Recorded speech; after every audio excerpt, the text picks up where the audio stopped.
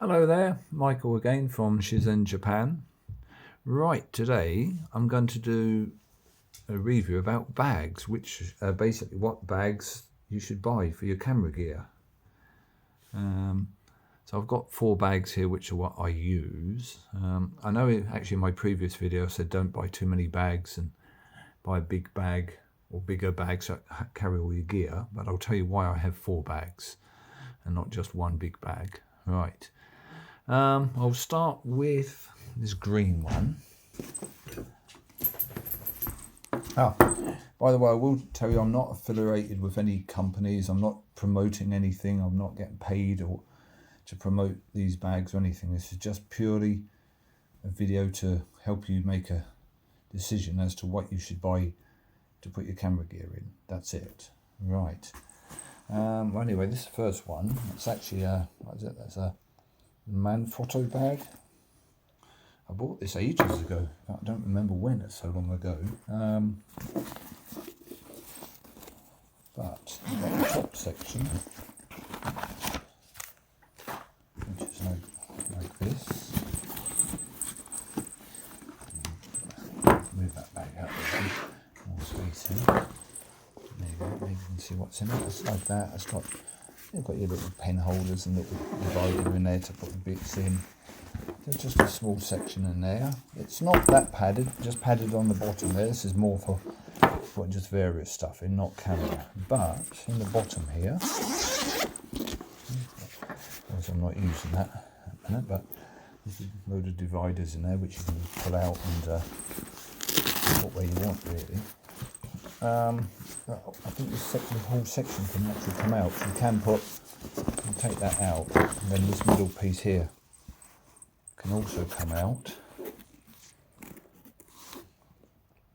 That'll allow you to put something bigger in, a big lens or something. But anyway, I bought that bag ages ago, because it's got the little pockets. That's all padded in here, and I don't know when I bought that. When I bought it, I didn't have any really big lenses, so I thought that would be enough. But that was a bit of a mistake purchase, really. While it's a really nice bag and it's compact, it will get quite a bit of stuff in. You'll be surprised what you can get into it.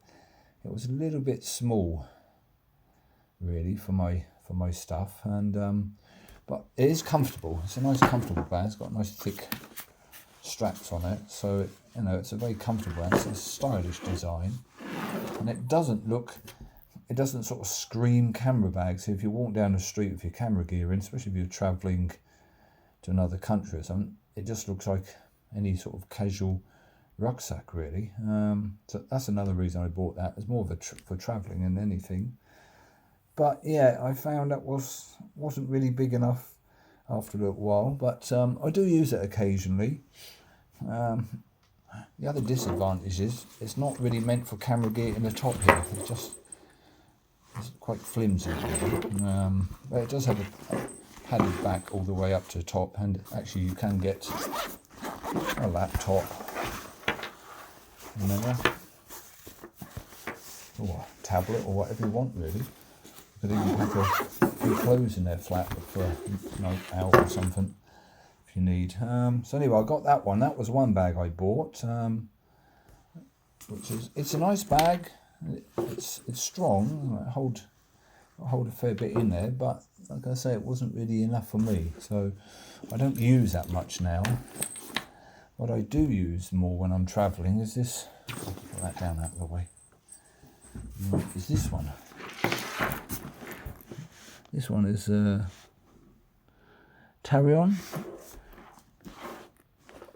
I bought this actually recently, that one. In fact, I bought it last year because when I went to Vietnam, I wanted a bag that wasn't too big, one I could bring on the plane and stick in the overhead lockers without any problems. So I went for that one. And what's nice about this sort of bag,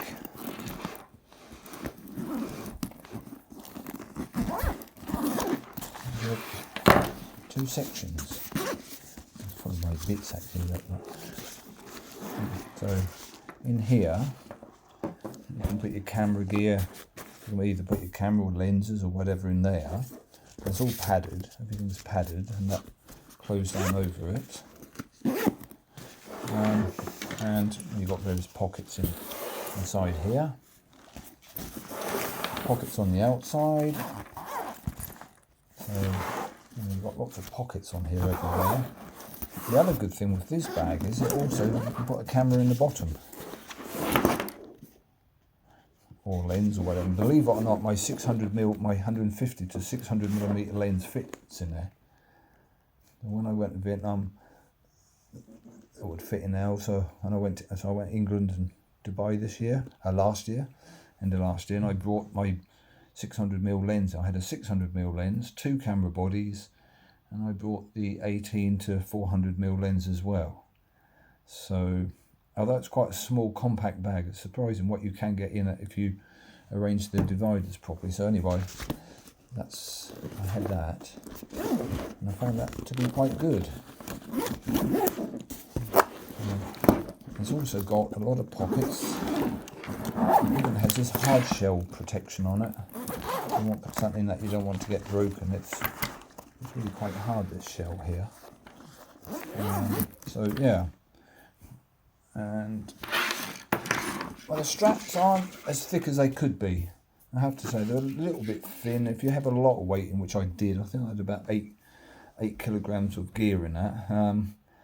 It does bite into your shoulders afterwards. All right if you've got thick coats and pullovers on, but if you're anywhere where it's hot and you're not wearing that much, just a t-shirt, it does cut into your shoulders after a while if you have too much gear on. But maybe it's not meant for that much weight in the first place anyway. But, so that's another bag I have, which I found to be a very useful travel bag, and well, useful in general. Another one I got is this sling bag. That's actually the same make as the other one. It's Tarion as well. I got that. I was really happy with Tarion, so I bought a small sling version.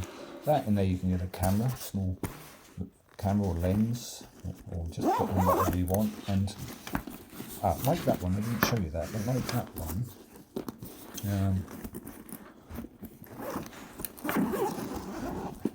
actually has side access. You can just unzip that. You've got side access if you want. You can actually just swing this in front of you and take your camera out without even taking off your back. So it's handy if you're walking around the town. You don't always want the camera with you. You can have you can just use this.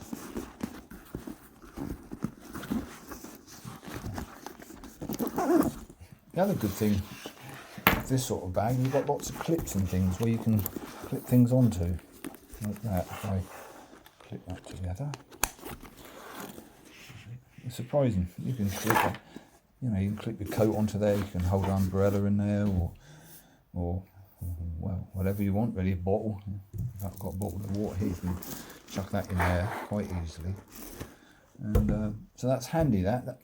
It's alright if you've just got a very small amount of camera gear, and that'll hold what, 1 or 2 camera bodies and a couple of lenses, plus a few other odd bits and pieces that you might want to take out for the day. And so I got that for that purpose. If I'm just sort of out and about, for example, I'm not with the car number, I just want to go for a short, day out somewhere, and I'm not planning on bringing much camera gear, then I'd use that. And then I've got this one, which is my main bag. That's my newer. That's a big beast of a bag. Too big to bring on aeroplanes, so which is why I bought the other one that's a bit smaller. It's a lot more compact. So I got this one because, well, it'll hold everything. In fact, I open this up. Is it that side? So yeah, no, up here.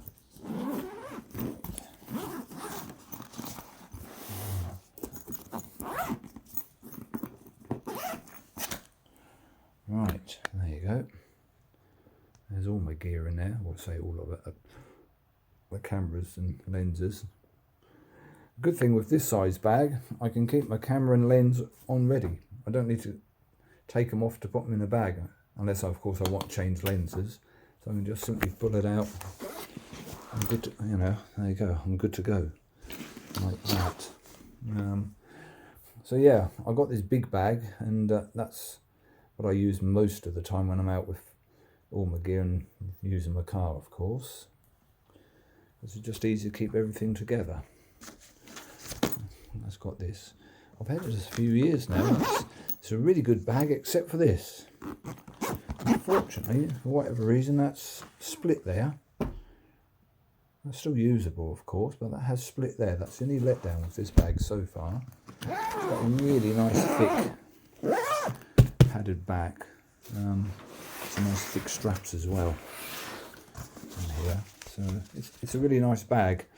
So I've got that as my main bag. Well, not that. No, I even got one of these little folding portable chairs. You can hold a lot of stuff there. You've got the big section here to put stuff in.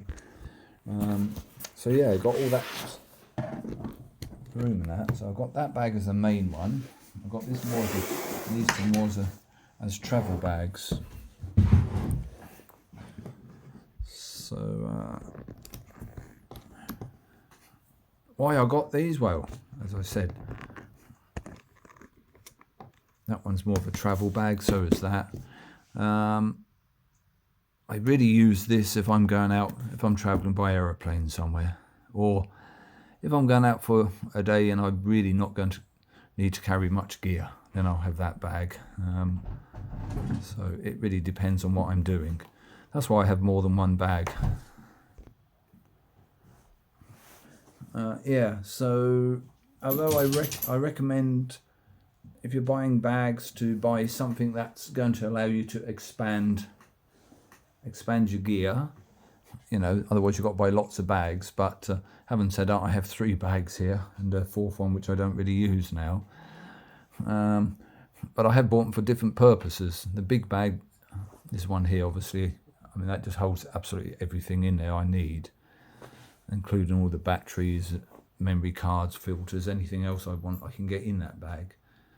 Gloves for winter, you know, all that sort of thing will fit in there.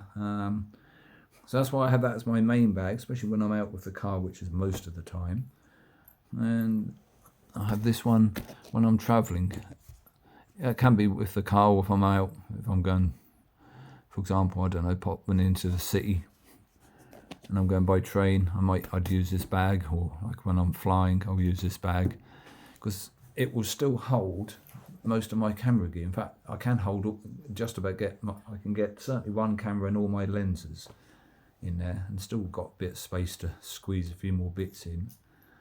And then this little tiny sling bag I just have if I'm just carrying one lens, one camera with me.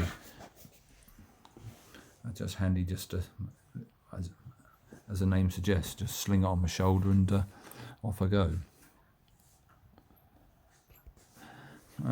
So as far as buying bags, I'd say don't buy too many bags, and certainly at the start, but don't buy too small a bag either,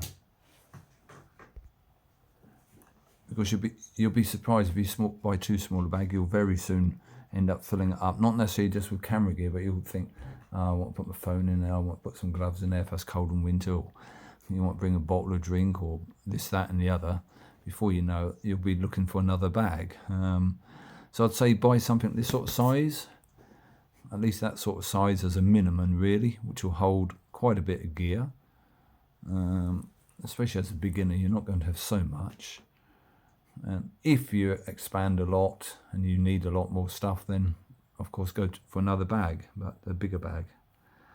So I wouldn't recommend buying something this sort of size, because it's not going to hold a lot, and you'll quickly outgrow the bag. So I don't know what size this is. I haven't measured it. It's probably about 35 centimeters high. I don't know, 18 centimeters thick, and 22, 23 centimeters wide, I suppose. But so yeah, I would say do that. Buy a bag that's bigger than you need, but not ridiculously big, and And not that, get a secure bag, get a nice thick one that's padded and that's got good straps on it. Because if you do hike around a lot or you're going to carry your gear, if you've got any thin straps, one, they might break, and two, not going to be very comfortable on your shoulders after a while. So that's something. And also you want something with some decent zips, secure zips. And if you're traveling somewhere you want like this, you've got two, at least, well, you've got two zips. I mean, I put a lock through there. In fact, if you look, if I was traveling abroad, I'd do that and I just simply lock. Just simply lock them together. Well, obviously, yes, someone could break the lock and cut the lock, but it's at least a little bit of a deterrent. It stops people easily accessing your gear, especially as long as you've got it with you. You know, it's a little bit of a deterrent. So you do want whatever bag you choose, you want to make sure you've got two zips per compartment, or at least the compartments where you're going to have important things. Not necessarily all of them, but this one has. I think all of these have got double. It's got double zips on all of them. All bar that one. Oh no, that one also. Yeah, they all got double zips. So that's something to think about if you're travelling around a lot, where, especially somewhere different place where there's always a possibility someone might try to open your bag. Also try to find, well, most of the bags nowadays are quite light, but try to find a light bag. Because you're surprising if a bag weighs 1, 2, 3 kilograms. Time you get a little bit of gear in, it's sewn up to 5 or more. That's a lot of weight to lug around on your back. So I'd recommend finding a light bag, and especially if you plan to travel on a plane, you can very soon be over your carry-on weight limit. So that's important. One more thing, I suppose: don't buy too cheap. It's very tempting. You might go to market and think, oh, that bag's cheap, that looks all right, oh, that will do. But you'll probably end up regretting it later. If you buy a cheap bag, the padding isn't going to be good. Probably the stitching won't be good. Zips might break. And if you've got your camera gear in there or any other important things, you really don't want it to break. You know, or you might get this strap, shoulder strap, that might break off while you're trying to carry it. So I'd say definitely splash out enough money to buy a decent bag. You don't have to go ridiculously over the top, but yeah, in fact, all my bags I got off Amazon, because I just found that Amazon have got more bag choice than my local camera shop, so I got them from there. But you can get them from your local camera shop or wherever you can find some nice bags. Right, that's about it. So just in conclusion, you want to buy a bag that's of decent quality. Think about the straps, the carry straps. They want to be thick, so you can carry it comfortably on your back, and so that they're not going to break. You want double zippers here, so you can lock them if need be. And also, if you can get a bag that's waterproof, or like these all come with they're all supposed to be at least water resistant, and they all have a waterproof cover which come with them, so you can just put that on. So I think that's important. Who knows, you might be out and get caught out in heavy thunderstorms, so it's nice to have that extra protection. Yeah, and don't buy too cheap, and don't buy too small or too big a bag.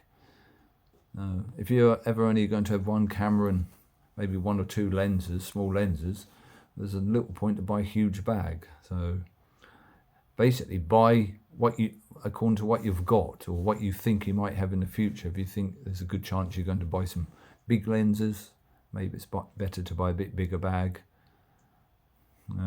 There's no harm to buy a second bag. I've got 3 in fact. But just to save you money at the start, if you buy a bag that's kind of at least future proof for a year or 2, it's going to save you some money. That's all. I'm not saying don't buy 2 or 3 bags, because I have 3 bags, but they all serve different purposes. So anyway, that's about it for now. Thank you for watching. And I should be doing a strap, like a carry strap review. What I recommend for carrying your cameras, some various carrying methods. So that video will be coming out very shortly, so keep tuned, and I'll be talking to you about camera straps, or camera carrying, well, I suppose you could call them straps. Not just, I don't mean just the one that go around your neck, like a body strap, that sort of thing. So I'll be talking about that in my next video. Anyway, thank you very much for watching, and if you enjoyed the video, please like and subscribe so that you'll know when I upload my next video. Okay, thank you for watching. Goodbye.